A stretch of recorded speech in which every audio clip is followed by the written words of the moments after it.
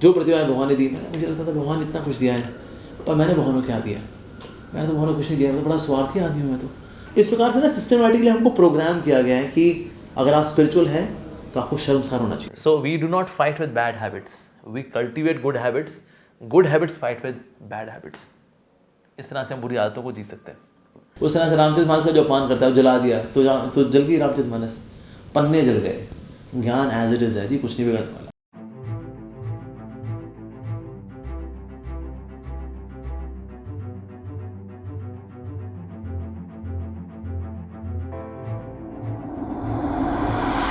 नमस्कार, स्वागत है आपका दी सक्सेस स्टोरी में। और आज हमारे साथ हैं एक ऐसी महान शख्सियत जो भगवान श्री कृष्ण के नाम को पूरी दुनिया में फैला रहे हैं और किस तरह से श्रीमद् भगवद गीता के संदेशों को लेकर, किस तरह से सनातन धर्म में जो अलग अलग अर्थ छुपे हुए हैं उन्हें लेकर युवाओं को एक किया जा सकता है, किस तरह से विश्व भर में सनातन संस्कृति का प्रचार प्रसार किया जा सकता है और किस तरह से जीवन से बुराइयों को दूर कर हम अच्छे कार्य की तरफ आगे बढ़ सकते हैं, इसका अलग लगा रहे हैं। हमारे साथ आज मौजूद हैं अमोघ लीला प्रभु जी।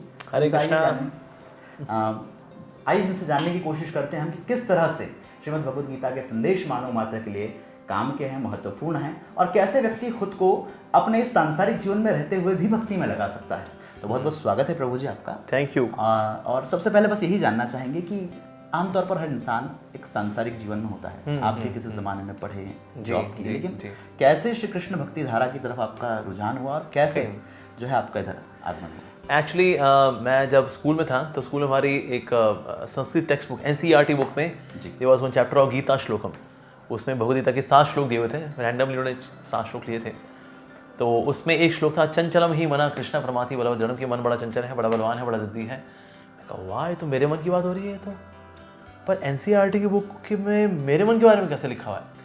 तो उससे मेरे को इंक्यूसिव होना शुरू हुआ कि ये भला क्या श्लोक है। तो मैंने बताया कि भाई आपकी गीता, वैसे गीता में 700 श्लोक हैं, उसमें सभी 7 आपके चैप्टर में। वाह।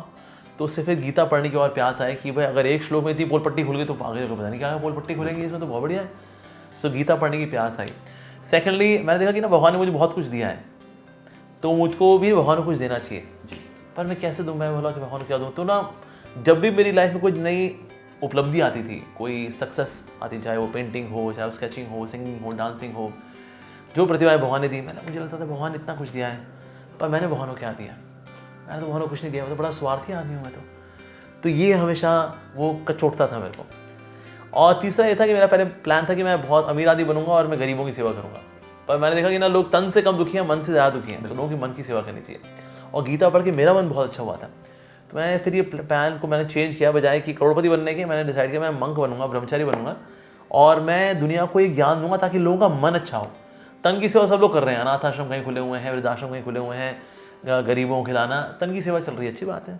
लेकिन मन की सेवा तो कोई भी नहीं कर रहा। बड़े कुछ विरले लोग ही होते हैं जो करते हैं। मैंने कहा यार ये काम करना चाहिए, लोग मन से ज़्यादा दुखी है। इवन करोड़पति आदमी भी है ना, उसका मन लेकिन खराब हो उसका, तो ये वाली सेवा करनी चाहिए। तो इस तरह से फिर मैंने प्लान चेंज किया अपना, decide to become a monk. साथ ही मैंने ये भी देखा, मैंने सांसारिकता भी देखी है। मैं जब जॉब वगैरह की, पैसा वगैरह कमाया, साथ में मैंने भक्तों को भी देखा। तो मैंने आध्यात्मिक जगत और भौतिक जगत दोनों को मैंने अनुभव किया और दोनों मैंने पाया कि जो आध्यात्मिक जगत है वो बहुत जूसी है, वो बहुत सेल्फलेस है, बहुत सेवा से भरा हुआ है और उसमें बहुत दम है। ऑन दी अदर हैंड जो भौतिक जीवन है बहुत ही खोखला है, चमकदार है, लेकिन अंदर अंधकार में है, डिप्रेशन से जूझ रहा है, अकेलापन है उसके अंदर, नेगेटिव थिंकिंग है उसके अंदर, ईगोटिज्म बहुत ज़्यादा है। स्पेशली अगर आप कॉर्पोरेट में काम किया, मैंने जो जितने ऊपर लेवल पे जाओगे ना, वहाँ उतना अहंकारी आदमी बैठा हुआ है, पैसे का, पोजीशन का घमंड है उसको।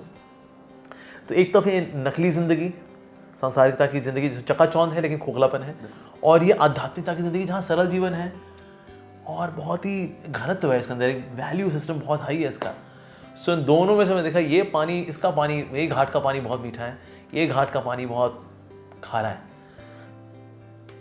तो इस तरह से बिना किसी रिग्रेट के, पूरे आत्मविश्वास के साथ, माता पिता का आशीर्वाद लेकर के फिर मैंने ब्रह्मचारी जीवन स्वीकार किया। और आज मेरा परिवार बहुत बड़ा परिवार है। मैं शादी करता, मेरे परिवार होता 5 लोगों का, मेरी बीवी, मेरे 3 बच्चे, 5 लोगों का परिवार। पर आज पूरी दुनिया मेरा परिवार है। आज आप मेरा परिवार है, तो आज हम आपके साथ बैठे हुए हैं, तो इसलिए आज मेरा पूरी दुनिया मेरा परिवार है। So that means this is more satisfying life, living life of selfless service, very fulfilling. एक यहाँ सर सवाल ये भी आता है प्रभु जी कि जब भी भक्ति की तरफ, आध्यात्म की तरफ हमारा युवा आने की कोशिश करता है, या तो सांसारिक शक्तियाँ कह सकते हैं या ऐसे लोग जो उसको उपहास में लेते हैं, उसका जी, मजाक जी। उड़ाते हैं, जब आप तिलक लगाते हैं तो लोग आपको अलग दृष्टि से हाँ देखते जी, हैं, हाँ जी, घंटी हाँ जी। पहनते हैं, तो क्या युवाओं को इन चीज़ों से भ्रमित होना चाहिए? क्योंकि कुछ लोग तो शर्म के मारे मंदिर जाने से थोड़ा सा बचते हैं। हाँ, एक्चुअली क्या ये भी ना नैरेटिव क्रिएट किया गया है। ऐसा नहीं था कि भारतीय लोग कभी शर्म फील करते थे भक्ति करते हुए। ये मीडिया के द्वारा नैरेटिव क्रिएट किया गया जी। भाई, जो तिलक लगाने वाला है उसको विलन दिखाया गया, जो तिलक लगाने वाला उसका उपहास हो गया। और जब उपहास हुआ तो ना, जिसका उपहास हुआ उसके पास कोई जवाब भी नहीं था देने को, वो शर्मसार हो गया, सबके सब आसपास लोग उस पर हंस रहे हैं।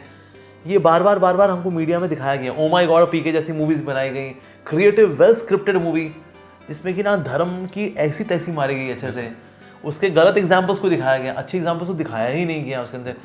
इस प्रकार से ना सिस्टमेटिकली हमको प्रोग्राम किया गया है कि अगर आप स्पिरिचुअल हैं तो आपको शर्मसार होना चाहिए, you should be shameful that you are spiritual, specially Hinduism मैंने टॉक अबाउट, बाकी धर्म नहीं इसके अंदर आते।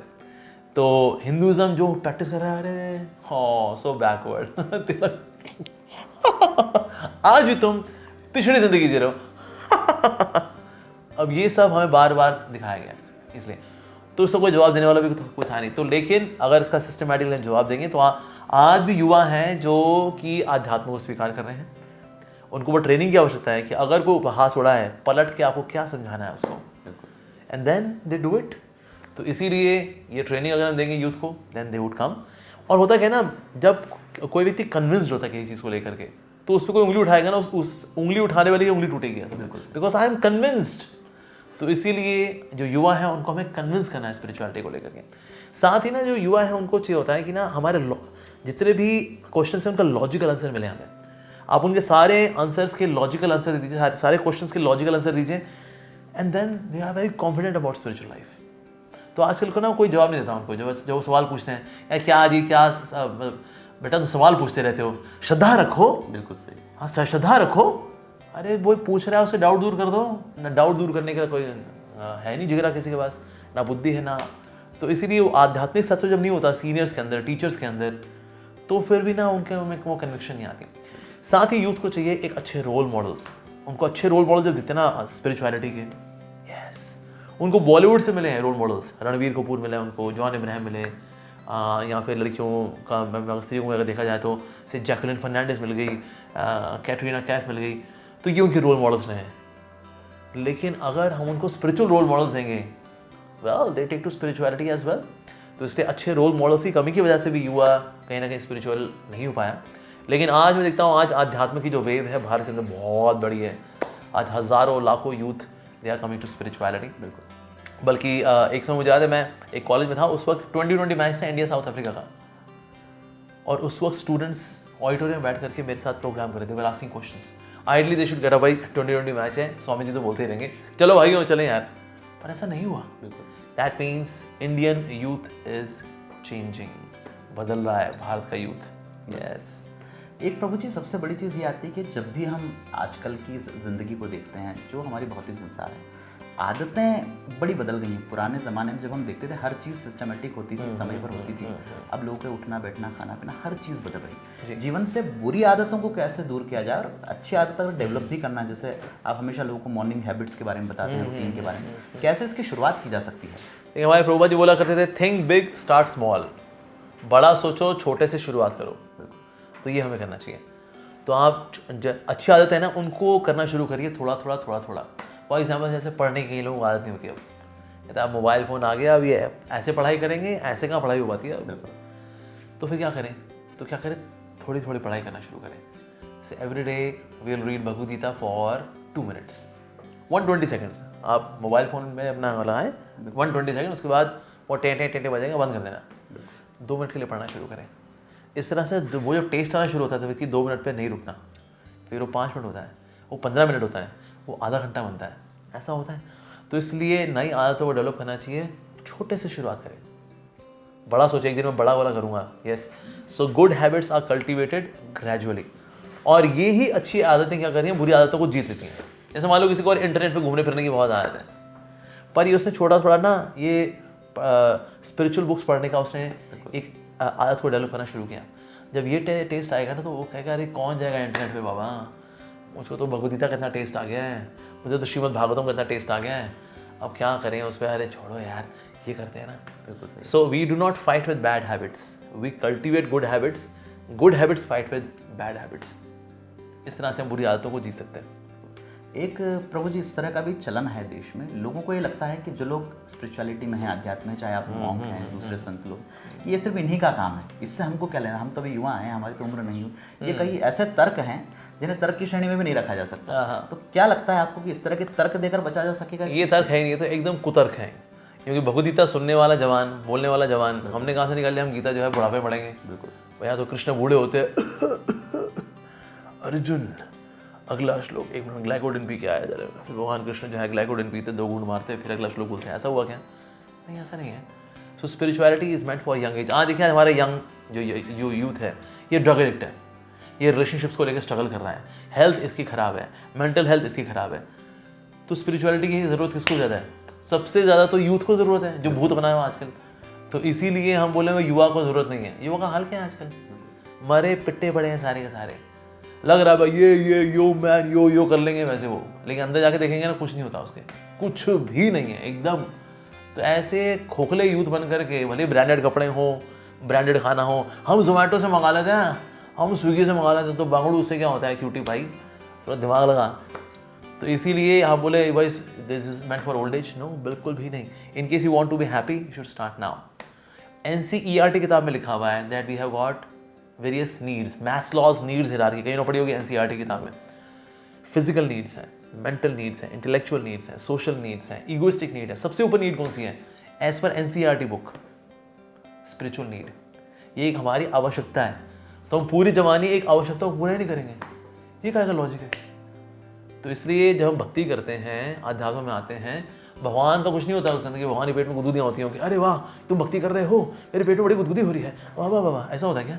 नहीं, हमारा ही भला होता है। तो इसलिए स्पिरिचुअलिटी हमारी नीड है, ये भक्ति करना ही हमारी नीड है, ये लग्जरी नहीं है कि इसको हम आफ्टर रिटायरमेंट करेंगे, बूढ़े होकर करेंगे। बिल्कुल। और आपको लगता है बुढ़ापे के क्या बुढ़ापे में आकर स्पिरिचुअल होता है? एक बार सर्वे करके आइए, कितने बूढ़े लोग स्पिरिचुअल हैं आज? कुछ नहीं होता, सब मलहम लगाते हैं, डॉक्टर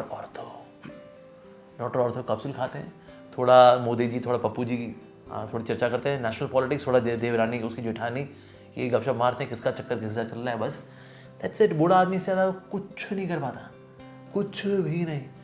वो साधना जागरण चैनल देख लेता है, आध्यात्म, जिसमें उसको खोपड़े में कुछ नहीं घुसता, उसमें सो भी जाता है, वो उड़ जाता है, वाह क्या प्रवचन था। ये है बुजुर्गों का हाल, जिन्होंने जवानी में कुछ नहीं किया। तो ऑल्दो हम बुजुर्गों का बड़ा सम्मान करते हैं, उनके पाँव दबाने के लिए हम तैयार हैं, पर इस कॉन्सेप्ट को मैं समझा रहा हूँ यहाँ पर कि हम सोचें कि बुढ़ापे में भक्ति शुरू होती है। नहीं शुरू होती सर, नहीं शुरू होती। जाके आप सर्वे करके आ जाइए।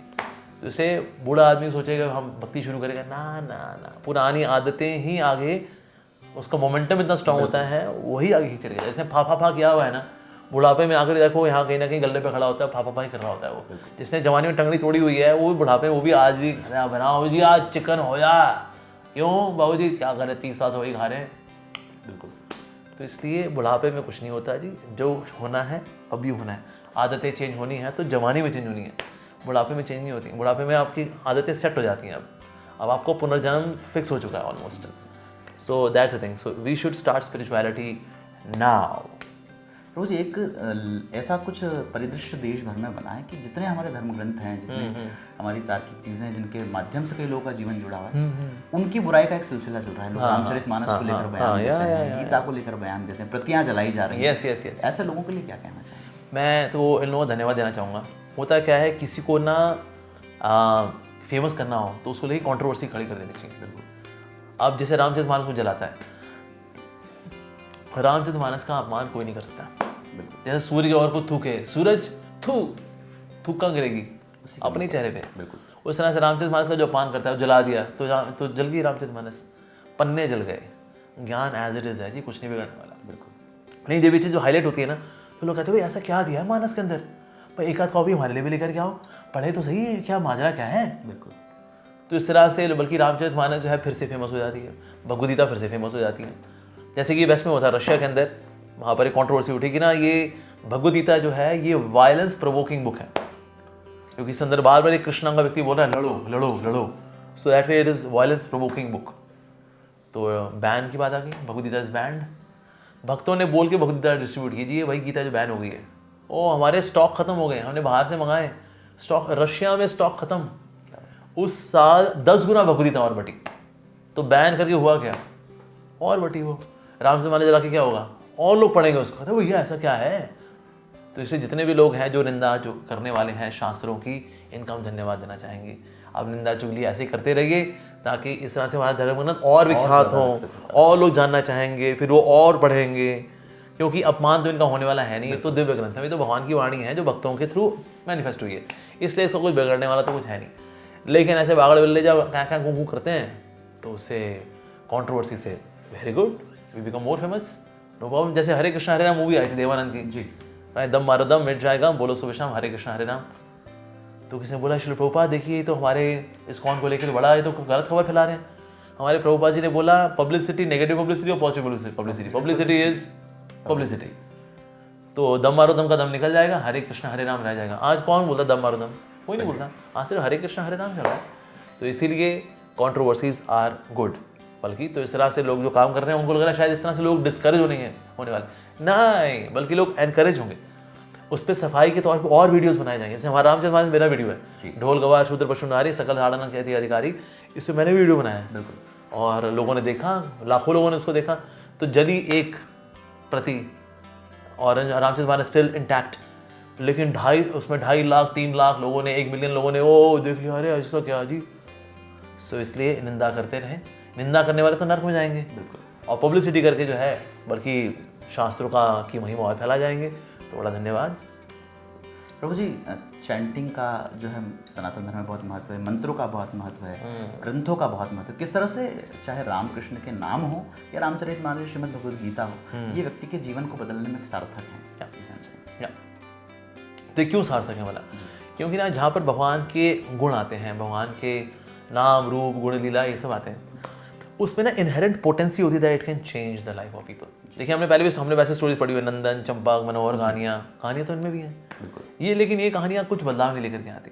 लेकिन भगवान की लीलाओं से संबंधित जो कहानियाँ होती हैं, उनमें शिक्षाएं होती हैं, उससे एक्चुअली लाइफ चेंज होती है, क्योंकि इनके अंदर इनहेरेंट पोटेंसी है। In terms of content also आप देखेंगे ना, इनका कंटेंट जो है वो सोल नरिशिंग है, बिल्कुल ये आत्मा और मन को एकदम तृप्त कर देता है। इसलिए रेलेवेंट भी है। ये सिर्फ एक्सटर्नल मोटिवेशन वाली बात नहीं है, पॉजिटिव सोचिए, सकारात्मक सोचिए, नकारात्मक मत सोचिए। अरे भाई जब घुसा हुआ या नकारात्मक तो नकारात्मक तो सोचेंगे, बिल्कुल सही बात। तो चेंज कैसे होता है वो, सो दैट वे एक तो ज़्यादा रेलेवेंट है ये वाली नॉलेज, साथ साथ में इसमें पोटेंसी भी है जिसकी वजह से हम वी बिकम मोर स्पिरिचुअल। तो इसलिए धर्म ग्रंथों को पढ़ना चाहिए, शास्त्रों को पढ़ना चाहिए। आप देखिए मुसलमानों में हर व्यक्ति के पास अपनी कॉपी होती है कुरान की, बिल्कुल। जो क्रिश्चियंस हैं उनके पास भी पर्सनल कॉपी होती है बाइबल की।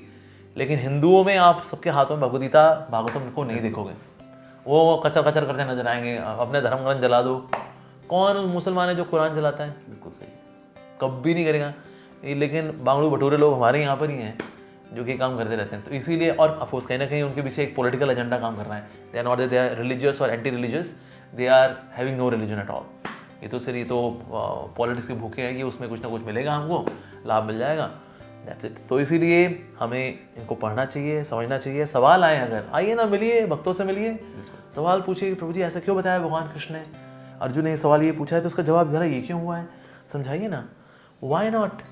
जिस तरह से हमने अपनी करियर बुक्स पढ़ी थी, डाउट आया तो हम प्रोफेसर के पास गए थे, उसी प्रकार से अगर स्पिरिचुअल बुक्स भी हम पढ़ते हैं, कोई डाउट आएगा तो प्रोफेसर के पास जाएंगे ना। ये थोड़ी बैठ गए यार समझ में आया नहीं, चलो किताब बंद कर देंगे ना। So we should go to a professor. So spiritual books में भी हमें डिवोटी से पास जाना चाहिए जो कि इसको प्रैक्टिस कर रहे हैं, एंड देन डाउट रिमूव होंगे, डाउट दूर होंगे, बस आपकी श्रद्धा खिल खिल के आ जाएगी। तो ये हमें करना चाहिए।